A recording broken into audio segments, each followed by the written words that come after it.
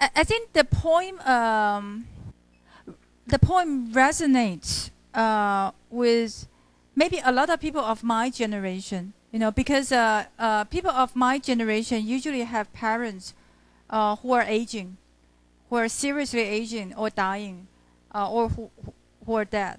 Okay, so what Dylan Thomas experienced, or what he wanted to say to his father, is something that people of my generation or of your parents' generation, want to say to their parents, because when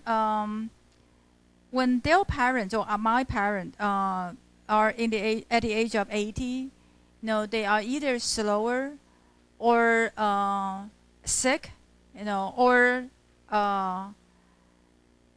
they think in different ways, or they are childish.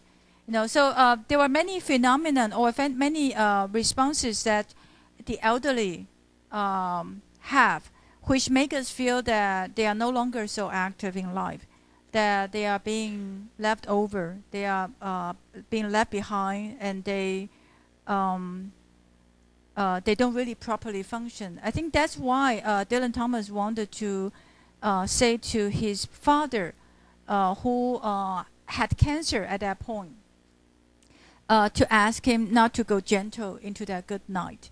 And the good night here, that good night is an expression we usually have, at every evening when we say to the other people before we go to sleep.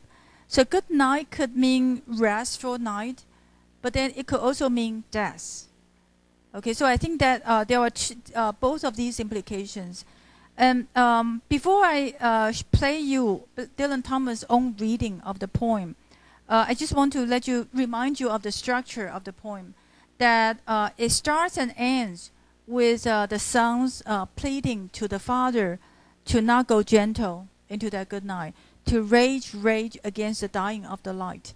I think the whole poem is very emotional. It's not really like giving clear instructions. So, you should go to 老人班. You should make more friends. You should get up early, and you should not eat too many sweets, etc. It's not really the specific suggestion. Rather, it's a general plea to the father to ask him to still be responsive, to still feel, even if the feeling is raging, 像是很生气的在那边咆哮. That's still better than being slow, being dumb, being kind of dead in life. Yeah. So I think that's the idea. And then in the middle, he uses 4 examples: wise man, good man, wild man, and great man. Yes. Let's listen to his reading.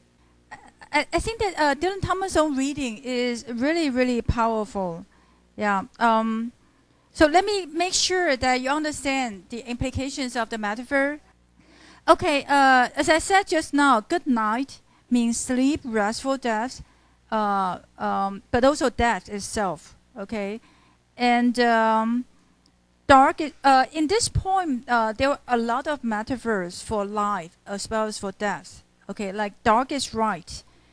Dark here means death. That when wise men think that know that dark is right, it means that they accept death. Okay, and because their words had fogged no lightning, they do not go gentle into that good night. Because their word had fogged no lightning, it means that they produce no impact. 我们讲说惊天地动鬼神，好，就是你的讲话是铿锵有力，能够叫醒人的，好。OK， 那有些人声音就是没有这样子的，或他的话没有这个 impact. Okay, so wise men know that their words have no impact, so they do not go gentle into that good night. And good man, the last wave by. The last wave by is also a metaphor for death, as if your life is a sequence of waves. Okay. And their frail deeds might have, crying how bright their frail deeds might have danced in a green bay. Make sure that you pay attention to this subjunctive voice, 假设语气. So in other words, here the wise men know that their words had no impact. Okay, but good men, they lament over what they could have done, what they could have achieved, and that is to have their deeds dance in the green bay, but they didn't do it, and that's why there's the use of the subjunctive. Okay, so because they regret how they didn't dance brightly in a green bay, or their frail deeds didn't dance brightly in a green bay, they rage against the dying of the light. Oh, against the dying of the light is also metaphoric. Like the close of day, the dying of light, they are all metaphors for death. To compare our life to a day. So the dying of the light or the close of day will be the time of death. Yeah. Okay, let me move on. So there is regret here. And then wise men caught and sent the sun in flight. This is like they enjoy every moment of their life. Okay, but their life is too intense, as if the sun is in flight. 好像连太阳都是跑着走的，就是一天过去过得很快，一天像1秒钟就要过去。Okay, and learn too late, they grieve it on its way. Grieve it on its way to make the sun sad.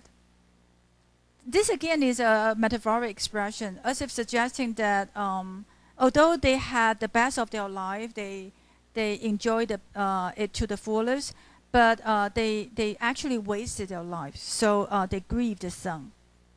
They make the sun unhappy. Okay, and then grave men, the serious men, when they are nearing death, they see with blinding sight. See with blinding sight， 这是一个 oxymoron， 就是正反相coexistence， 就并列的一个那个语词。好，so they see with blinding sight. They are going blind, but then they see that their blind eyes could blaze like meteors and be gay. 就是他们的那个快要瞎掉的眼睛。事实上还是会有光芒，像是那个流星一样发光。Okay, so like I think the going blind is one problem that some elderly have. Yeah. So before they get blind, sometimes they start to see things differently. Okay, I think that's the moment Dylan Thomas tried to convey to describe. And what is interesting is that usually grave men will not be gay.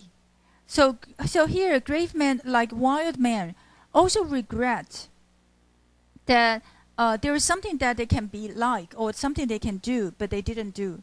Like they could still be relaxed and be gay, but they have all been too serious about their life. Okay, and here again there is a kind of oxymoron or oxymoronic expression, and that is the son asks the father to curse and bless him, to both curse and bless him. I think you can say that for this son, he wants the father to be responsive, to be emotional. So he doesn't even mind if the father scolds him or curses him. And for him, as long as the father curses him, shed tears, and that's a blessing. That's already a blessing. Okay, so that's the idea of asking the father to curse and bless him. Okay, and then do not go gentle into that good night. So here, I think to analyze this poem, you need to pay attention to two things. One is the son's attitude toward the father, and the other is the examples you give.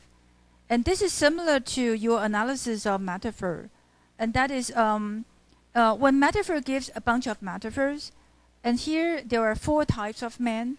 And how do you make sense of them? How are they different from one another?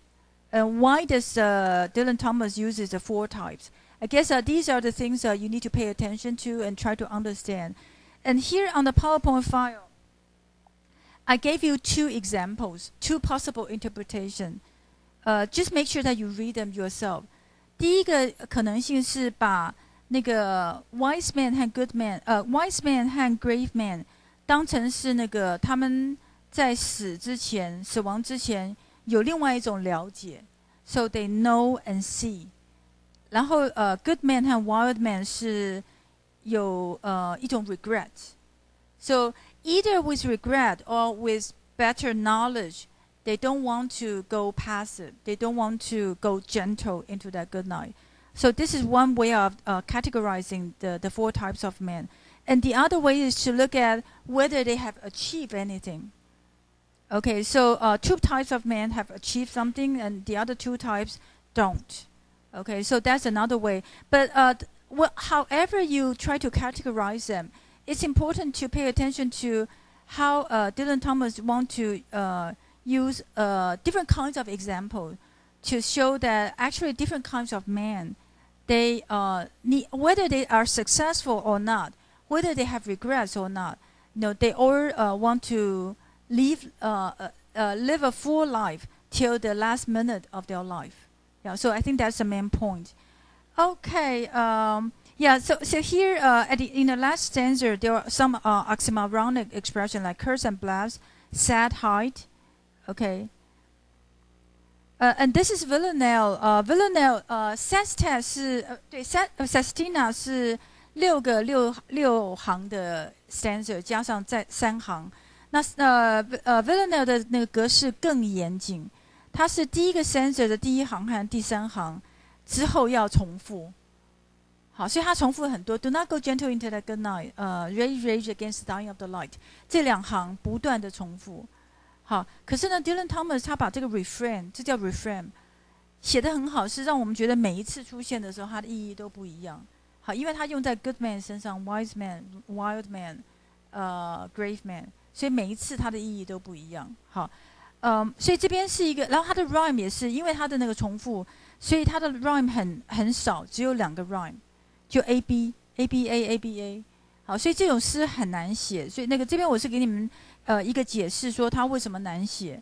那因为它难写，所以通常有技巧的诗人会在意义上和声韵上做一些改变，让这个诗本身不会太 boring， 不会像是nursery rhyme 一样就不断的重复。好，所以这个就是 Dylan Thomas 这首诗很成功的地方。他在每一个每举一个例子的时候，他的音韵还有它的含义都有很多的变化。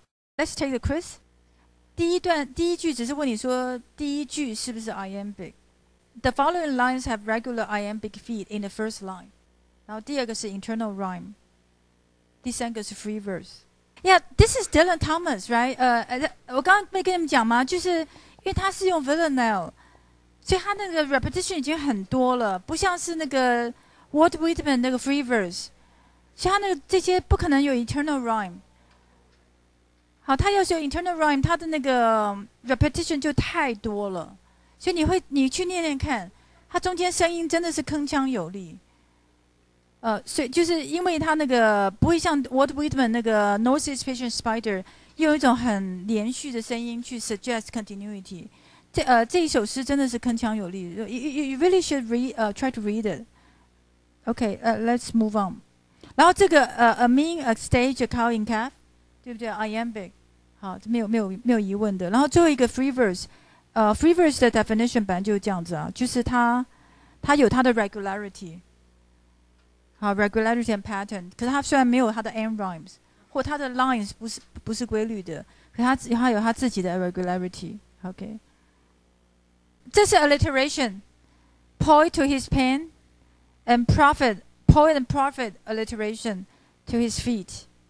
Okay. Yeah, rigid house. At the end, she draws an inscrutable house. Yeah. The last one, gossamer my gown. 哦，这个应该跑到这边来换位置跑掉了。The house, and that last one, horse's head. 我是在用很笨的方法要让你们记得，就是horse's head， 那事实上是很重要的一个metaphor. Okay, the next one. There are 2 more. Yeah, this is not a turning point because it's part of a sentence and she does it for his civility. So it's really part of a smooth process. Okay. 我看一下你们为什么会选第4。Stops for the speaker. That's a major turning point at the beginning, right? I could not stop for that, so he turns around to stop for me.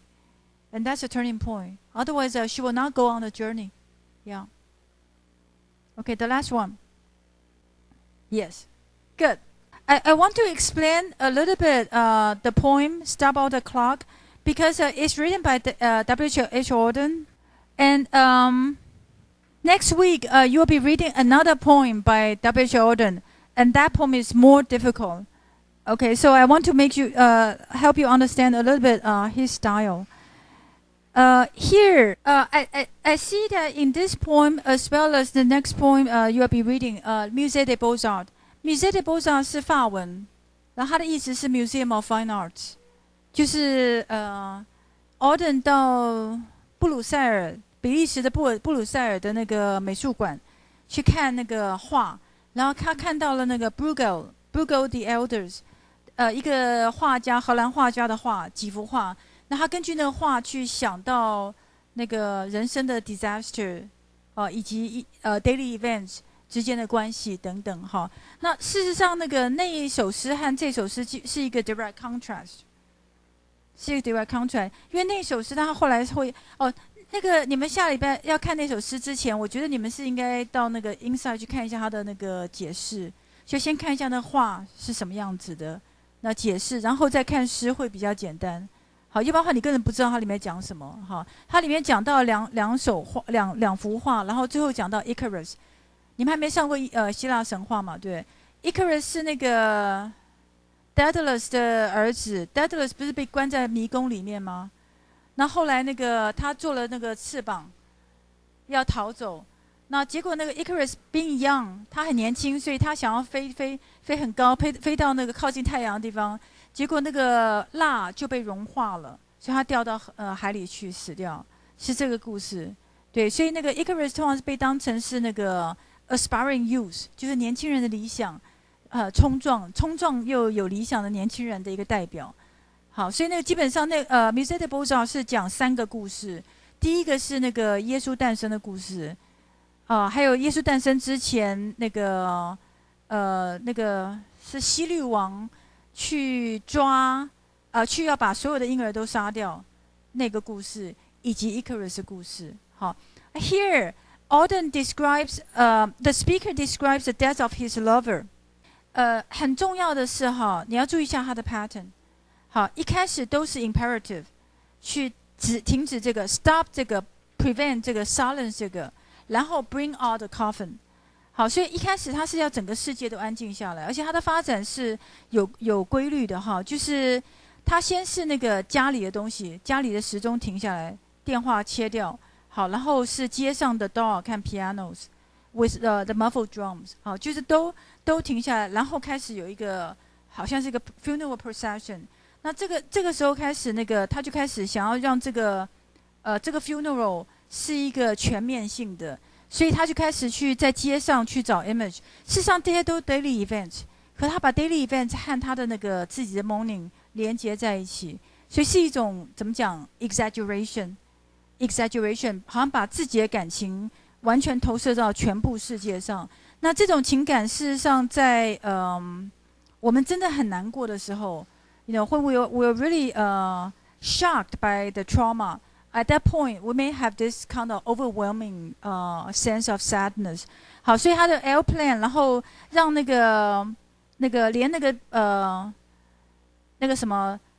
鸽子都戴上了bow tie。好，然后 policeman 戴上了cotton gloves。好，然后他这边第3段就是讲他对我的重要性。可是很 ironic， 就是说是 I thought that love would last forever. I was wrong。很讽刺，就 He is my everything, but then love cannot last。好，所以这个mortality 的问题，事实上这边还是表现出来了。好，然后最后才是就先从家里开始，到街上，然后现在到整个 universe， 甚至连star， 连月亮，连太阳，连海洋等等都要收起来。好，因为nothing can come to any good now。好，所以这个是一种engrossment, being engrossed by sadness, and this is a contrast to all the other poems we read in this unit. 好，所以我想大家注意一下，就这个一个对比，就是这种那个 first shock， 然后 being totally immersed in sadness， 那这种感情那个，我觉得有的时候我们会有。But I don't think we need to indulge ourselves in this overwhelming or an engrossing sadness. Yeah. So this is one point. And the other point is, 其实很好玩是说那个 Auden 哈，他这一首诗哈，他改了很多次。有人说他，因为 Auden 是那个同性恋，那有人说他是为了他同性恋的男朋友那个写的，然后之后就不断改。那至少他最后几次出版的时候哈，它是一个 sequence。那这个 sequence 里面，这首不是最后一首。换句话说，这种 sadness it doesn't last forever. It's only one part of the whole sequence of changes or the whole sequence of moves he experienced. 所以换句话说，像这样子一个完全 sad 的一个诗哈，你要看它的 context。好，不要认为说哦，这个就是真理，然后我就把它背起来，我以后就要这样子。好，要看他 background。那第一个就是 Auden， 他事实上这是第11首，他12首诗里面，他只是第11首，后面还有另外一首是比较那个冷静的。好，另外一个是那个 Auden 会写这样诗，他事实上也会写 Imagery de Beaux-Arts。所以下礼拜我们分析他的另外一首诗的时候，你就可以看到这两首诗是一个完全的对比。好，一个是完全被包在那个 moment 里面，另外一个是把一个 moment 放在整个人生的那个脉络之下。